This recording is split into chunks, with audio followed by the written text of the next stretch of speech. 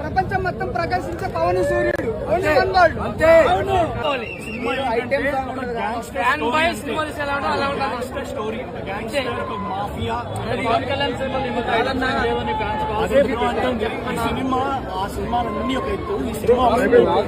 Cinema చెప్తున్నా super duper hit. ఇంకోటి ఏంటంటే ఇది కుక్కట్పల్లి కాదు, కళ్యాణ్ బాబు పల్లి ఫ్యాన్. సో నేను చెప్తున్నా కళ్యాణ్ గారి సినిమా సూపర్ అంతే. ఇందులో పవన్ కళ్యాణ్ కాదు, ఓజస్ గంభీరనే కనబడతాను.